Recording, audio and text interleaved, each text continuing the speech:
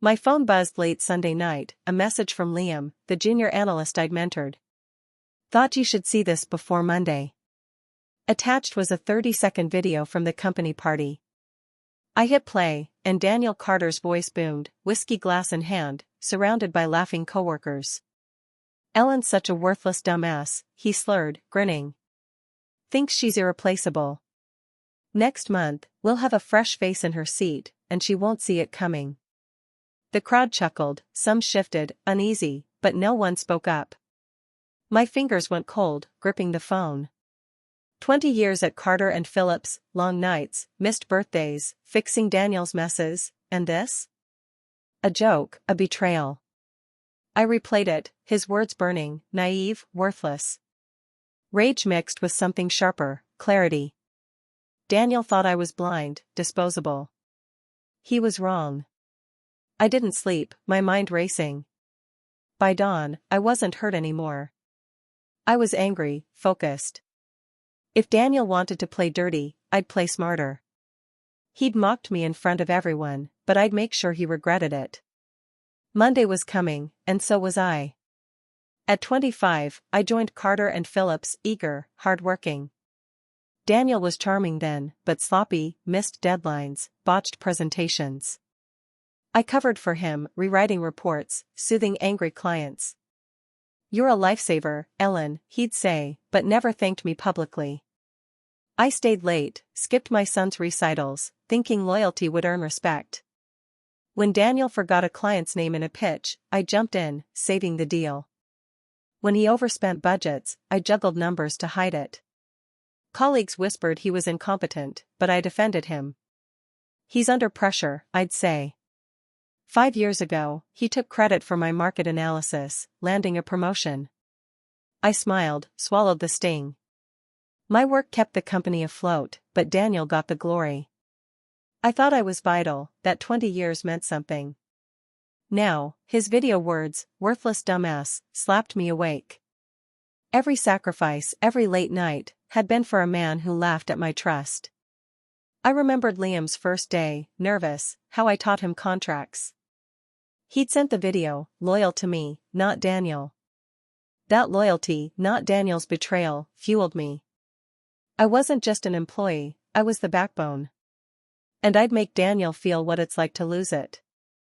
Monday morning, I walked into Carter and Phillips at 7:55, same as always. My heart pounded, but my face was calm, a mask I'd perfected over years. Daniel's video looped in my head, his smirk, the laughter. He thought I was naive, a pawn to discard. I'd let him think that, for now. The office hummed, phones ringing, coffee burning. Daniel's door was open, him laughing with Mark, the CFO. I paused, smiling. "Morning, Daniel," I said, voice light. His eyes flicked to me, a flash of arrogance. "Good weekend, Ellen?" he grinned, like he hadn't mocked me. "Great," I said. Feeling refreshed for another productive month. His smirk widened. "That's what I like to hear." I nodded, walking to my desk. Inside, I was ice, plotting. Daniel expected a clueless Ellen, but I was already 3 steps ahead. I'd play his game, smile, work hard, while building my exit. Clients trusted me, not him. Files, emails, contacts, they were mine to use. I sat, opened my laptop, and started. If Daniel wanted to fire me, I'd make sure he lost more than an employee. This wasn't just revenge, it was justice. For 4 weeks, I was the perfect employee. I smiled in meetings, offered solutions, took on extra projects. "Great work, Ellen," Daniel said, oblivious. I stayed late, my desk lamp glowing while others left. But every move was calculated. I archived emails, Daniel's sloppy instructions, my fixes for his errors. I saved contracts, noting every client I'd secured. Most wouldn't notice, but I did. I studied financial reports, spotting weak spots Daniel ignored. My colleagues chatted, unaware of the storm I was brewing. Liam caught my eye once, nodding slightly. He knew I was up to something, but he stayed quiet. I typed notes, tracked patterns, built a case. Daniel thought I was clueless, grinding away for him. Instead, I was dismantling his world, piece by piece. At night, I'd review my files, cross-checking details. Every email, every report, was a weapon. I kept my face neutral, laughed at Mark's jokes, praised Daniel's vision. They saw the old Ellen, loyal, hardworking. They didn't see the new one, the one who'd stopped trusting, stopped hoping for fairness. I was done being naive. By week 4, my laptop held everything I needed. Daniel's empire rested on my work, and I was ready to pull the foundation out. I didn't just collect files, I built bridges. I called old clients, Richard Miller, Susan Lee, others who'd stayed because of me. Just checking in, I'd say, voice warm. Then, casually, I'm exploring new opportunities. Their responses were instant. Ellen, we'd follow you anywhere, Richard said. I smiled, planting seeds. I met a corporate attorney, Rachel, at a quiet cafe. Daniel's planning to fire me, I told her, showing the video. Her eyes narrowed. That's actionable. Let's hit his wallet. We drafted plans, potential lawsuits, contract disputes. Rachel grinned. He's in for a surprise. I contacted smaller clients, too, dropping hints about changes at Carter and Phillips. They trusted me, not Daniel's charm. Every call strengthened my net. I kept it subtle, never crossing lines, but the message was clear, I was valuable, and I was moving. Liam texted updates, Daniel's bragging about fresh talent. I laughed. He had no idea I was already out the door, taking his clients with me. My network, clients, Rachel, even Liam, was my arsenal. Daniel thought he controlled the game, but I was rewriting the rules. By week 3, I had half a dozen clients ready to jump and a lawyer ready to strike. I wasn't just leaving, I was taking Daniel's foundation with me. I walked into Sterling and Company's sleek downtown office, greeted by a receptionist who knew my name. Nathan Pierce, the CEO, waited in a glass-walled room. Ellen, he said, shaking my hand, eyes sharp. I've heard Carter and Phillips is slipping. I smiled. You've heard right. I'd reached out weeks ago, knowing Sterling wanted Carter's clients. Nathan leaned forward. Daniel's arrogant, but you're the real deal. What's your plan? I slid a file across, client projections, contract weaknesses. This is how you take them down, I said. He flipped through, impressed. You're not just leaving, are you? I shook my head. I'm bringing their best clients with me. Nathan grinned. I want you as senior partner, full control over those accounts. It was better than I'd hoped, not just a job, but power. We negotiated terms, high salary, bonuses tied to client wins, legal protection. You're exactly what we need, Nathan said, signing the deal. I left, heart racing. Sterling wasn't just a competitor, it was my new stage. Daniel thought he'd fire me quietly, but I'd already secured my future, and his downfall. Nathan's words echoed, we both win. I was ready to make sure Daniel lost everything. At 3:30 p.m., I knocked on Daniel's door, smiling politely. Denise from HR sat with a neutral folder, Daniel behind his desk, fake sympathy on his face. Ellen, have a seat, he said, voice scripted. I sat, calm. We appreciate your 20 years, he began, but the industry's evolving. We're restructuring, and your role is being phased out. Denise slid a severance folder over. I didn't touch it.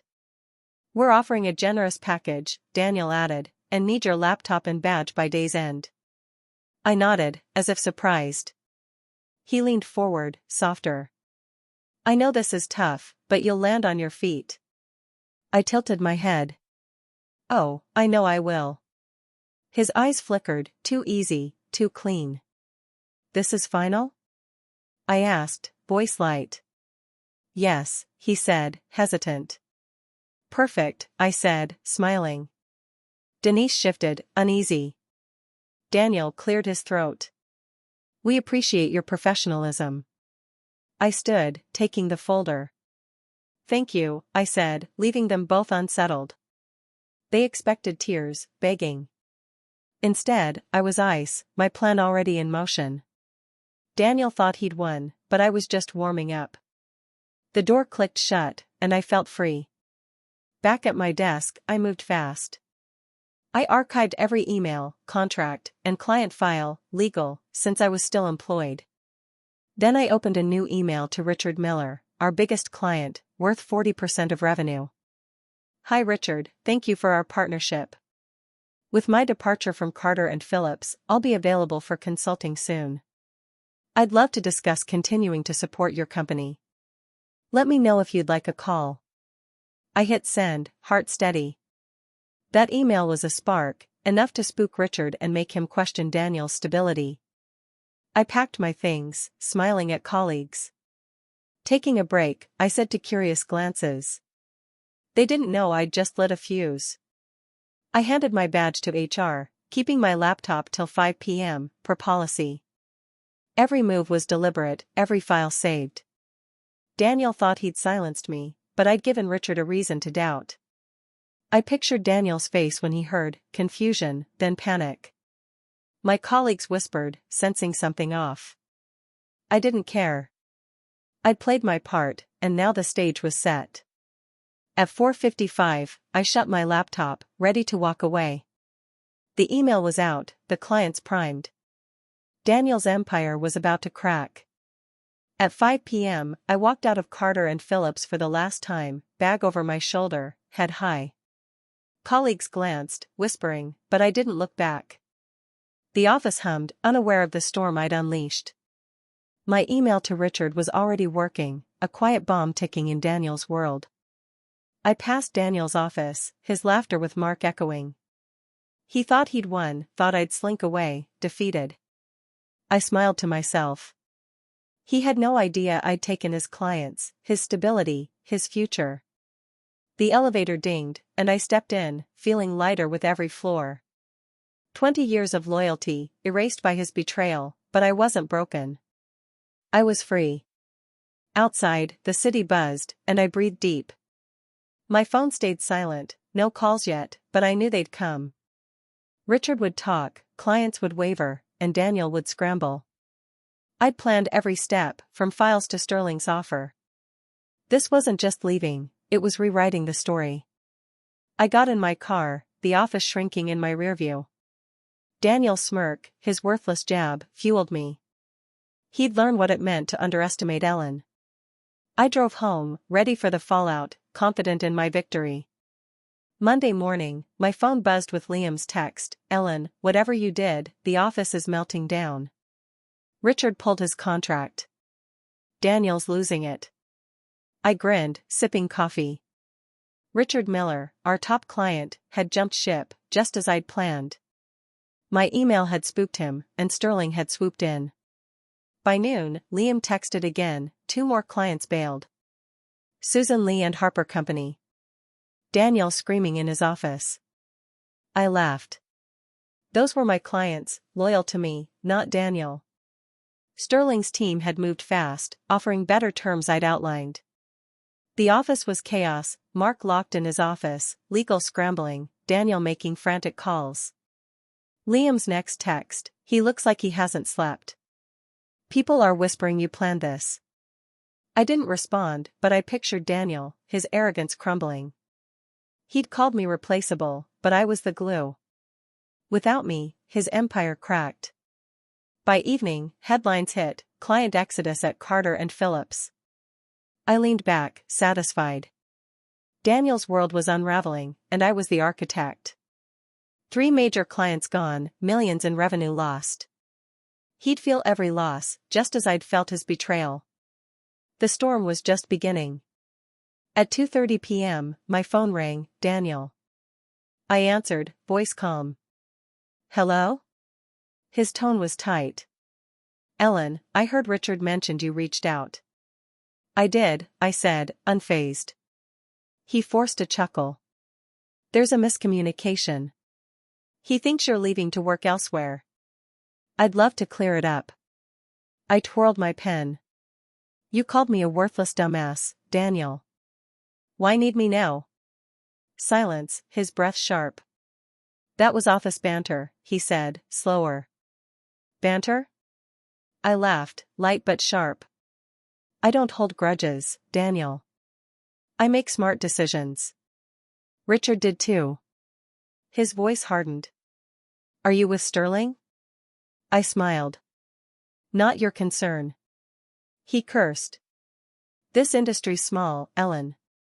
You'll burn bridges. I leaned back. You burned that bridge when you mocked me to the company. Silence, then fear crept in. What are you telling people? I let him sweat. I don't work for you anymore, Daniel. Your problems aren't mine. I hung up, heart steady. He'd tried intimidation, then begging, but I was untouchable. Liam texted, he's pacing, making calls. Look scared. Good. Daniel was learning what it felt like to lose control, to be the fool. I'd made him beg, and I wasn't done. By Tuesday, Liam texted, emergency board meeting called. Investors are freaking out. Talk of replacing Daniel. I smirked, plan on track. The client defections, Richard, Susan, Harper, had tanked Carter and Phillips' stock by 23%. The board was done with Daniel's excuses. Liam's next update, Mark's crunching numbers, legals panicking. Daniel's begging clients to stay. I pictured the office, once buzzing, now a graveyard of whispers. Daniel's calls to executives failed, my relationships were the key, and I'd taken them. Headlines screamed, Carter and Phillips in crisis. The board met at 1 p.m., Daniel facing grim faces. We're losing everything, a member snapped. You fired the one person holding us together. Daniel's jaw tightened, realizing they meant me. He'd hidden his incompetence behind my work, but now the truth was bare. Investors demanded action, rumors swirled of his ousting. Liam texted, he's sweating, Ellen. They're done with him. I nodded, satisfied. Daniel had mocked me as naive, but I'd turned his board against him. Every lost client, every headline, was my doing. He wasn't just losing his job, he was losing his legacy. I was rewriting his story, and he couldn't stop it. I moved into a small apartment, my own space, filled with books and sunlight. My degree landed me a teaching job, and I loved shaping young minds like Dr. Lee had shaped mine. Grandma visited, bringing coffee and stories, her pride warming me. Aunt Sarah updated me, Greg was still paying, but his life was in tatters, no family, no reputation. He'd moved away, chasing a fresh start, but his debts followed. I didn't care. He was a ghost, irrelevant. The family had rebuilt around me, Jake invited me to game nights, Mom apologized for her silence. I forgave, but kept my guard up.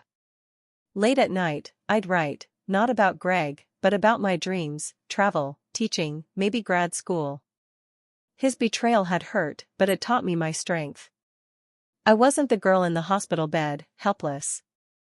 I was Mia, who'd fought and won. At a school event, a student asked, how do you stay strong? I smiled. Know your worth, and don't let anyone steal it. She nodded, and I felt Grandma's promise in me. Greg had lost everything, family, respect, power. I'd gained it all. My phone pinged, a new deposit from Greg, another small payment. I smiled, not at the money, but at the truth. My greatest revenge was this life, built without him, thriving despite him. I looked out my window, city lights bright. This was freedom, earned, mine.